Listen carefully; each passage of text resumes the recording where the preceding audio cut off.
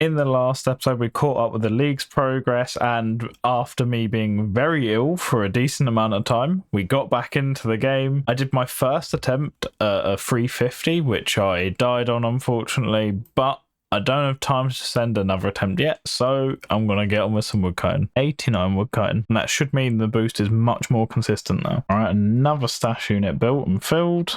Beautiful. Eventually we will have all of them done, but I'm just kind of passively doing them as I'm doing clues anyway. And another one. 3 medium caskets, so hopefully ranger boots.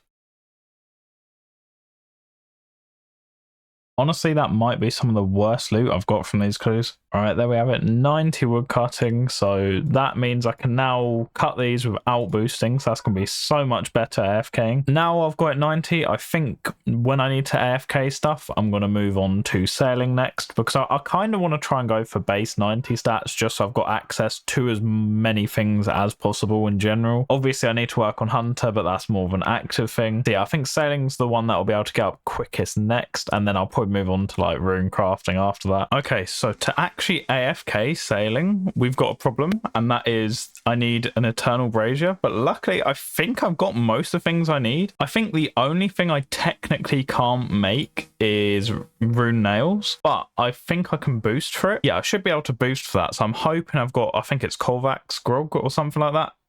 I should have some of that left from where I had a few for the elite diaries where I was boosting for the wilderness step. So I'm hoping I can get everything I need to put that on. I'm up to Fremenic shipwrecks, and you can't access that without going into the ice. So yeah, it's something I'm going to need anyway. So it makes sense just to get it out of the way, especially I'm going to be going up to 90. Okay, I was right. I do have the grog. So what I'm going to do is quickly boost for that. And I'm just going to do a full inventory just in case I need it for anything else. I have 875 bars, so it's not the end of the world if I use these up and don't end up needing the nails, but I'd rather have them than have to keep boosting for them. All right, that should be everything I need. For some reason, sailing stuff just doesn't stick in my head. I guess it's because it's not like all the rest of the skills and things like that, where I've had a knowledge of it of years and I'm slowly building up as I'm doing up more and more stuff with it. So I don't know the efficient layout or anything like that. So I'm simply just going to look up and just place stuff where I need to before I mess it up again, because apparently the salvaging station's in the wrong place for a start. So I don't want to keep messing stuff up. So I'm going to replace it with the eternal brazier, and then any other upgrades are going to be in what is meant to be optimal, so I don't have to think about it, because I do think it's a good skill, but I just don't know what I need to know. I can't do it. Do I have to? Oh, don't tell me I've got to find something. Okay, so first things first, we need to upgrade the salvaging hooks. Okay, we're moving the salvaging station. Now, this might seem pointless because I'm just putting it opposite, but I'm guessing it has something to do with the fact that this is in like the line of sight. So like you're walking this way versus walking round and then here. I'm not sure, but apparently it's meant to go here, and it's not that expensive to make anyway. Another relatively quick make that I for some reason haven't put on here yet is the inoculation station. The only extra thing I need is Relisum's Balm, which I believe I can buy from that ogre or Zoga near Castles. Side note, I really need to get some more Slayer done so I can have some more GP, because I'm really running low. My misc is starting to drain. I think for some of these sailing upgrades, they're like 1 million or a few million each because of the magic stones and things like that. But I refuse to do Slayer until I've got the elite combat achievements, because the increased superior chance, there is no point. I mean, there's not no point, but it would kind of defeat the object of me trying to increase the chances and then getting Slayer levels before that anyway. But I am going to have to do something. I'm hoping once I start salvaging, that will help with the cash anyway, because there'll be a bunch of things like Owl King and things like that. All right, so it's this person. I think you have to give this guy Relisum's Balm, and then you can just keep buying it from him. So it's really useful. How many instant doses is that? So yeah, 6 to 75. So that's great, honestly. All right, inoculation station. Let's go. I don't know how I hadn't built this already. Okay, I've just seen that I can actually increase. I figured as I'm making rune stuff, I could probably increase the cargo hold. And I can. And going from the, I think this camphor, yeah, to an ironwood one would increase it from 160 capacity to 210. So while I'm going to be AFK salvaging, that is definitely worth it. Ooh, just barely had the bars and the planks for this, so I'm definitely going to have to buy some more, which again isn't going to help the cash, but instantly upgrading, not bad. There we go. Ironwood cargo hold is starting to look like a proper boat now. Look at this. So the next things we need is the crystal extractor here. I'm guessing because it's near the salvaging hook and the cargo hold, it means that I can just click it a lot easier. I meant to have like 3 kegs on here, like one here, and one here. I've only got access to one of them. I need to do a lot more charting to get the XP boost one, which will definitely be worth it, but I'm not going to do that till 90. I might do it before I go and do the 99 grind, but I just can't be bothered to go and do all the charting yet, to be honest. And then 2 things that I can probably avoid for now because they're going to be more GP than I have is the wind catcher and teleport focus. Now the teleport focus would be super useful, so maybe I might build that, but if not, I can just leave it for now. And I need the Eternal Brazier, but I think I still don't have the blueprint for that. I'm assuming it's this one, but we'll see. Okay, no, I was completely wrong. I just went onto this board and apparently it's here. So I don't need to do it as a separate spot, which will be kind of useful as it frees up some room. Either way, I still need to go and get the schematic, which is annoying, but we'll have to go and do it. I messed up. I thought I had the bank chest built so I could cut the ironwood logs easily. I don't. Luckily, my teammate had some spare planks, so I can just go and build it. I am another mill down though, so I really need to get this sorted, so everything sorted, so I can just start doing salvaging and building this back up. All right. This should be the Eternal Brazier done. All right, there it is. So now I should at least have the minimum of what I need to start doing some salvaging, because previously I couldn't even reach the Fremenic spot. There we go. I'm not actually getting frozen to death now.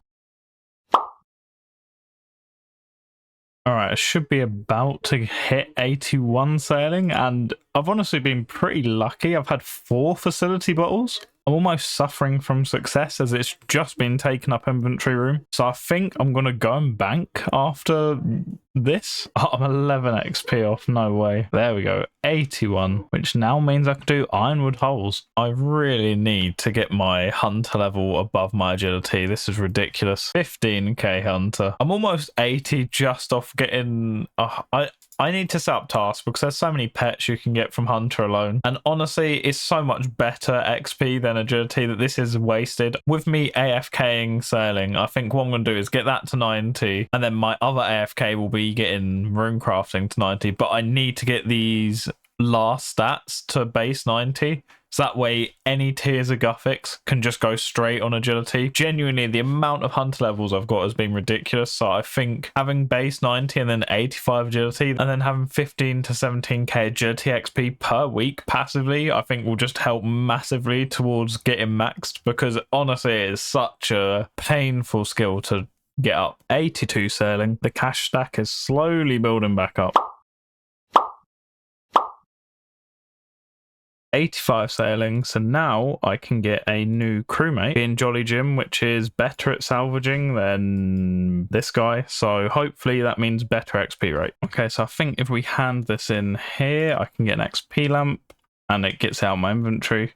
Right, how much does that get me? 15k agility, not bad. 86 sailing, 1 more and we can change salvaging spot. Technically, I can use the dragon salvaging hook now, but I'm definitely not getting that before 90. 16k hunter XP, and I think actually next tiers of Guffix will get me a level. Where if I don't start training hunter before then, as I am getting quite close to 90 sailing now. But for now, it's time to throw myself back into Tombs of Amascut and hope I can do a 350. On the bright side, including what I had in my bank, I'm now up to 5 mil, so honestly, sailing salvaging is pretty good for AFK cash. Okay, so I can't deposit the cotton seeds as I've actually maxed out my storage, and I can't obviously talk to a banker here, so I think I'm gonna have to alch some things that don't have any use in clues. So some of this stuff, actually I've got a bunch of seeds that can go into the seed vault, so I think I'm gonna do a few alchs, go to seed vault, and then come back to TOA. All right, so my alchs, that was clearing out out stuff, as well as just lowering some of the stacks of like room play bodies and things like that, nearly got me 2 mil. So again, not too bad. I'm going to put all this in the seed vault and see how much space I've got left. Okay, so now I'm down to 1045 total spaces used, so I think that's pretty good. I forgot to bring thrall runes. Am I stupid? I actually don't know if that one was my fault. I pushed the jug into the rocks and it exploded, but it didn't clear any of the poison around it, and I was so bewildered that I didn't clip it in time, I don't think. If I did, I'll include it, but I'm pretty sure I was just so bewildered why it didn't clear any poison that I just kind of, well, I'm dead. What are these red waves? What is going on? Why did I do that?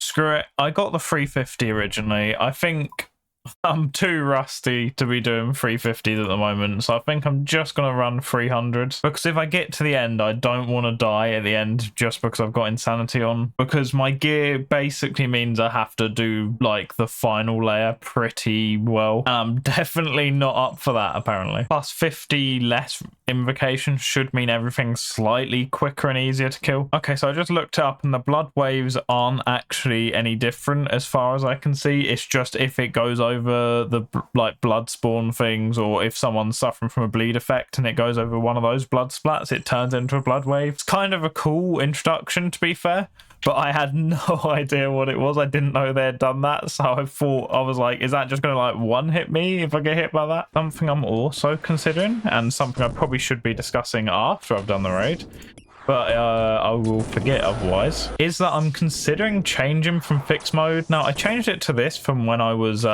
able to stream a bit, and because it made sense with the camera being able to be over the top right and you'd still be able to see my inventory and everything. However, apparently with the new Maggot King boss, it's pretty hard to see everything you need to be able to, so I'm thinking that maybe I should find a way of having sort of resizable, but having it so like the inventory still looks like this and the map is still like that, because I've seen a couple of people with it. I'm not sure how to get it like that, but I think I might change to that, so it might be a weird look for a little bit as I'm playing around with settings. But I should have probably done that before this raid, but now I've got to wait till after.